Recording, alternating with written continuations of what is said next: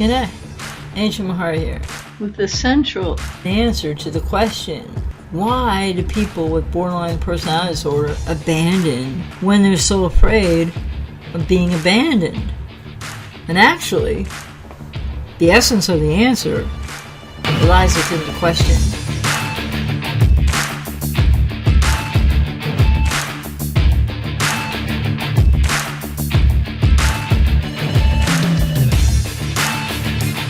Borderlines abandon because they are so afraid of being abandoned. They want to abandon you before you can abandon them. Even if you're not thinking about abandoning them, they perceive that you are. That goes back to their past feelings of abandonment. People with BPD have this arrested emotional development at the age of 2, which is really important. Why is it so important? Well, because they stop emotionally developing there. They continue to get a year older. They continue to get and gain more knowledge as they go to school, etc., and progress that way through life. But this emotional arrested development, it's emotional arrested development. They are not developing the skills. They haven't, most people with BPD, so they go and get enough treatment therapy and get down that road to recovery. They haven't even gone through the phase of separation and individuation, early childhood development, which means they don't have a stable sense of self. They don't know who they are apart from other because they never got to separate and individuate. They haven't learned any emotional autonomy, and they are lacking emotional intelligence. So this sets up the approach avoidance conflict. Anxiety can be for anyone, but especially for people with BPD, part of what they're going to experience in trying to be close to someone, especially in a significant other relationship, but even a friendship. The fear of abandonment is on the one hand, on the one end of the scale, or in the one context of awareness of the borderline. And the fear of engulfment is its opposite. So what does that mean? Well, when you get really close to somebody with BPD, or it's your wife or your husband or your boyfriend or your girlfriend especially too, they are going to want to be close to you. They say they love you. They want all of what you think you want together, but they don't have any object permanence or object constancy, which means when you aren't with them, paying attention to them 24/7, as they're enmeshed with you, you become the object of the representation of a parent, good, bad, or longed for, parent never had. And then what happens is the closer you get, and the better everything is, then people with BPD start to fear engulfment, which is the opposite, so to speak, of, for all intents and purposes, a fear of abandonment. Fear of engulfment leads to so much splitting too. People think it's just fear of abandonment that leads to the splitting. But fear of engulfment is about feeling like they're now being controlled by you. They're too close. They don't know this like rationally in their minds, but this is what they're reacting to because it goes back to the original interrupted attachment trauma in those who go on to be diagnosed with BPD. Being close to, say, mother, in many people's cases, was not a safe place to be, and then feeling abandoned or maybe being neglected or not having needs met for various reasons in their early infancy and toddlerhood and beyond, of course.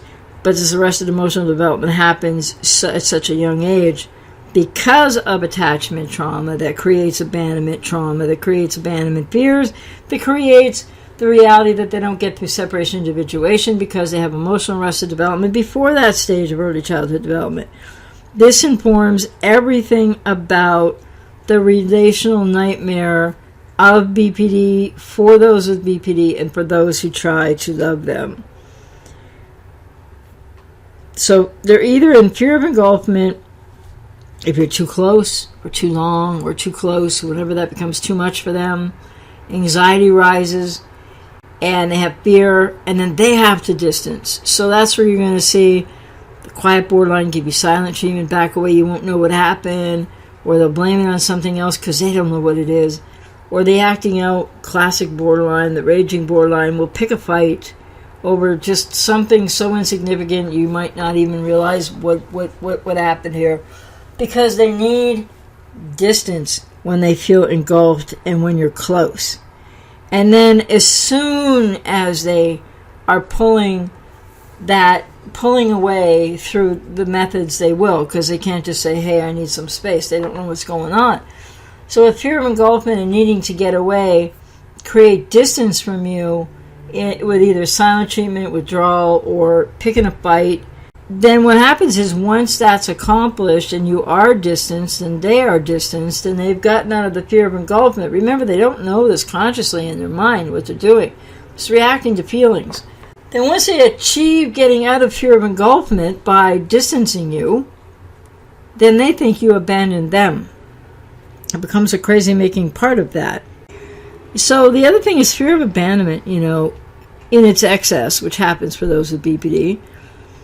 It can show up as like lingering feelings of insecurity, intrusive thoughts, emptiness, unstable sense of self, clinginess, neediness, extreme mood fluctuations, which I just described one, which would be, getting close, this is great, now feeling something, abandonment, anxiety, gotta blow it up, gotta get distance, then say to you, blame you, but you abandoned me, when it's really engulfment fear. And then they have the abandonment fear when there's distance, lack of object constancy, so when you go to work or you go out or you want to be with friends or whatever else is going on, then they feel like that means that you don't love them, because if you love them enough, you wouldn't be abandoning them. This is how they feel, known to them or not. You wouldn't be abandoning them by talking to your mother, going out golfing with buddies, going to work, doing the things that people need to do, right? So this is the childlike reality of it all. The clinginess, the neediness, and extreme mood fluctuations and frequent relationship conflicts. They initiate these conflicts out of that internalized attachment and abandonment trauma from early childhood. They don't know they're doing this, but this is just repeating in what are called repetition compulsions, because it's all they essentially know how to do. These are ingrained patterns. But having said they're ingrained patterns, it doesn't mean they can't be changed. They can only be changed really in a therapeutic process, and not really you can't love them out of it, because they're not trusting or accepting your love. They're not attaching the way that you might be, or most others are with them, trying to be attached. And so on the flip side, not all this, intrusive thoughts, emptiness, insecurity, unstable sense of self, clinginess, neediness, extreme mood fluctuations, etc., relationship conflicts, for the reason I just approach avoidance I explained. Then on the flip side of all that, with abandonment fears, which actually comes from abandonment trauma and attachment trauma, on the flip side, a person with BPD could cope with all of that emotionality and insecurity and neediness and the approach avoidance conflict, and just all the stress of it for them. It goes back to their past. They could cope by just cutting you off completely, whether they leave the relationship at that point or just become emotionally numb, just zone out, dissociate, deny, and then they're unreachable in that way too. See, the parents' response to a child, an infant's attachment seeking behaviors, which is all about survival, don't forget, right?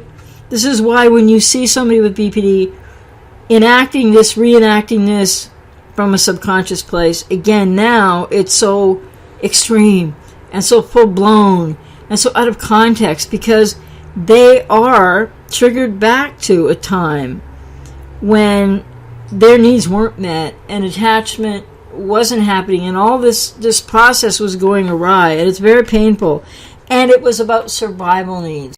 I just wanted to say too that the attachment seeking behaviors mounted by an infant and or a toddler, especially during the first 2 years of our lives, right, they are encoding our model of the world.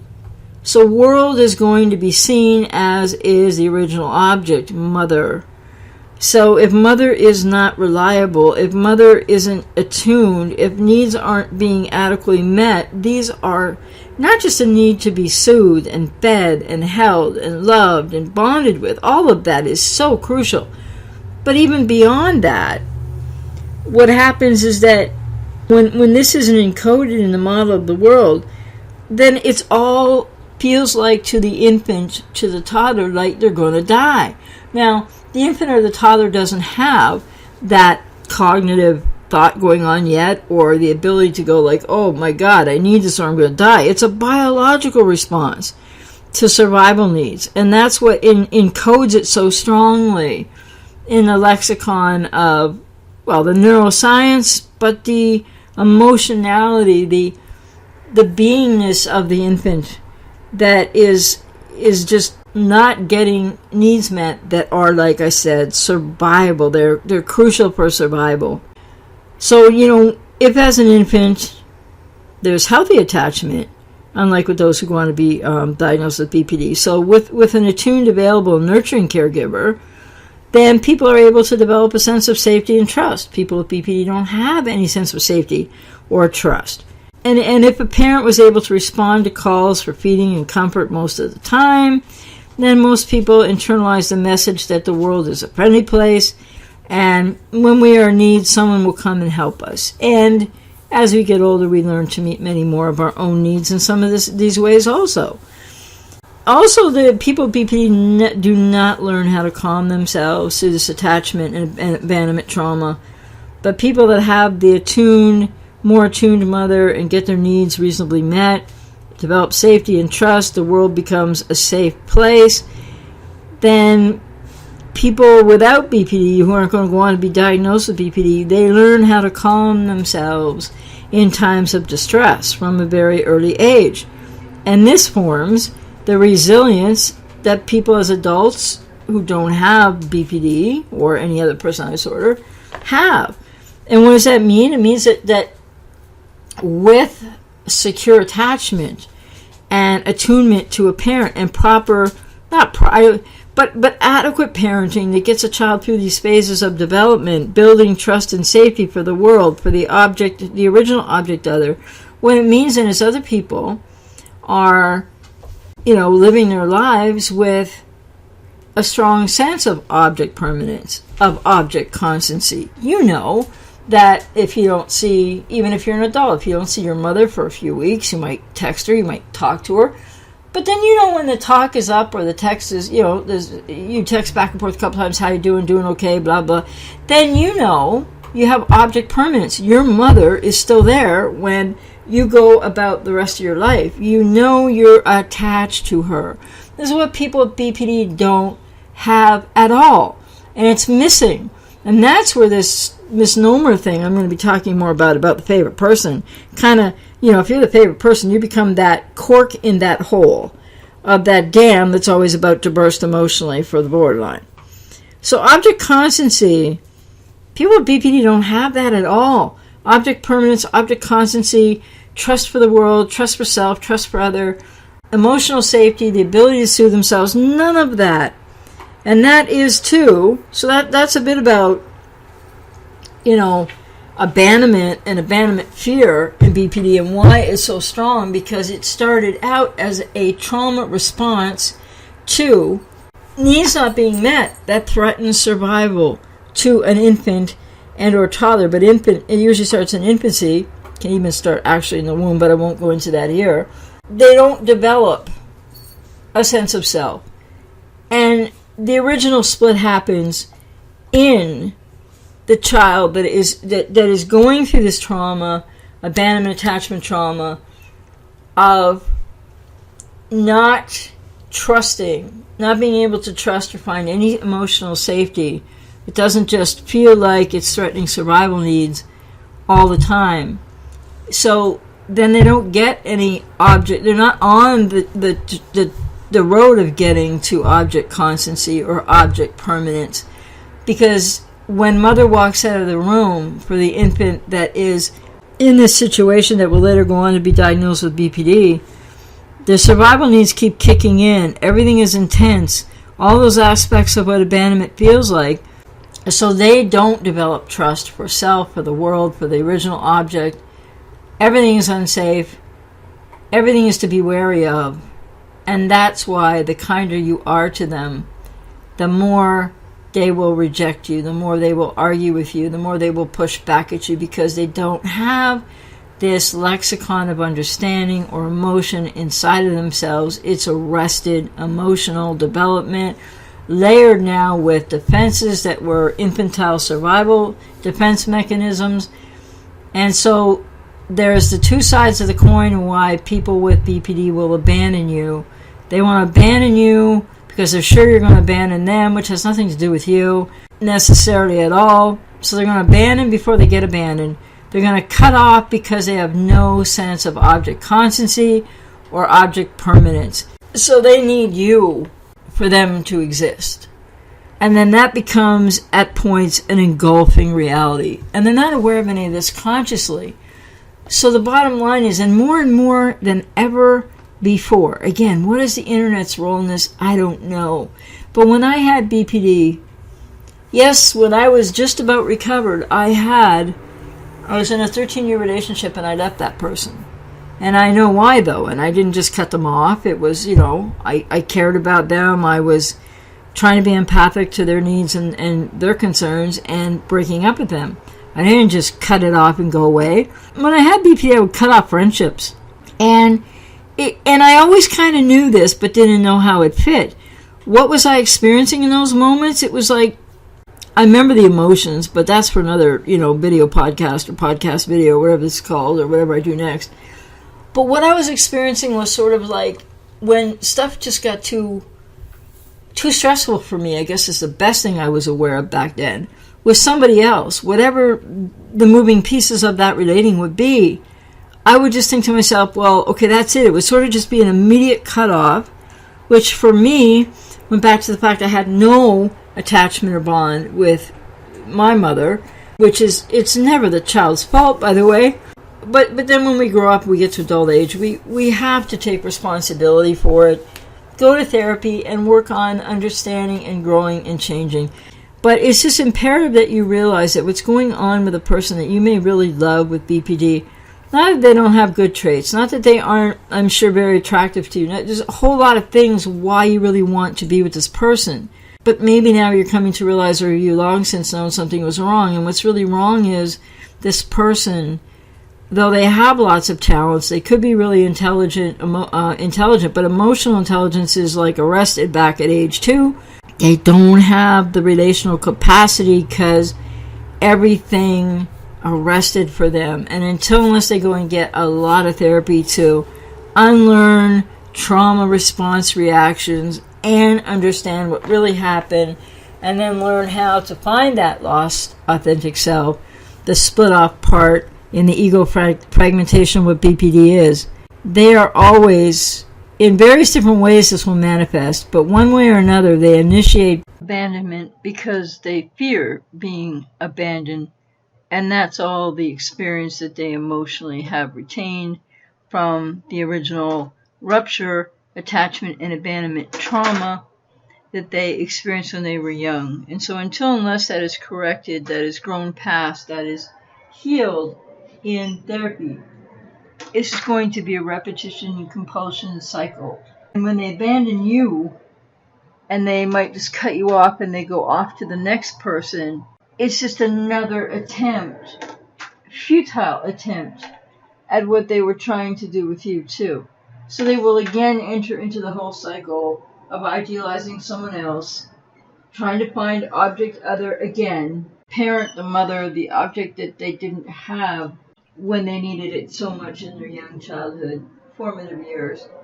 And the same cycle will repeat again and again and again. Because they fear being abandoned, and they fear it because they initiate it, but they don't know that, and or they will abandon you as a cutoff because that's what happened in the rupture with the original object, with mother. Just a cutoff. Like it happened to me when there was no bond with her. She just didn't bother with that part. This is really impacting to early childhood development. So we know this, and therefore I would say too, BPD is a trauma response. It's not character flaws. It's not the pathology that psychiatry says it is. But I hope I said enough here that was helpful for you to understand some more or put some pieces together as to why borderlines are abandoning. And I think the other point, abandoning others before they can be abandoned, and what that's all about. And the other thing I really want to say, and then they change their mind about it sometimes, and that's where the Huber stuff comes in, but nothing's going to change if you take them back. When I had BPD, so much of what's going on today, or people are trying to explain on the internet about people with BPD trying to explain it to each other, I guess, because that was the pattern of relational rupture that I had as an infant. That wasn't my fault, but like it, I took responsibility for it when I grew up and when I went to therapy. But that was my mother's failure to be anywhere near attuned or even on the same page or giving her crap to take care of me. And not everybody's mother's the same as that, but that's what I went through. Now, more than ever before, so much about the way that people with BPD are reacting and relating. Not that I didn't have some of those things going on when I had BPD. It's just a whole other ballgame now. It's just really changed to where it was rare when I first got online in 1995 to talk to people that had been cut off, is really the right term, not discarded or ghosted by a borderline, because it wasn't happening that often back then. And now it seems to be a regular occurrence as people, I don't know if it's because what they read online. I think it's still really just the abandonment, it's the abandonment and attachment trauma. So borderlines are abandoning, cutting you off because they're afraid to be abandoned. And it's not about you. It's something that gets triggered in them, and you're the object of their parent representation anyway, whether that's idealized or devalued. And when they leave or cut you off like that, when they just go, and they usually have someone else lined up. I never did that either, by the way. It's just weird. If they have someone else lined up, it's not that other person then, that they're going to have a great relationship. It's going to be different. The same things are going to happen all over again. All they're doing is looking for another object. In other words, quote, another mother, unquote. So I hope that was helpful. Take care.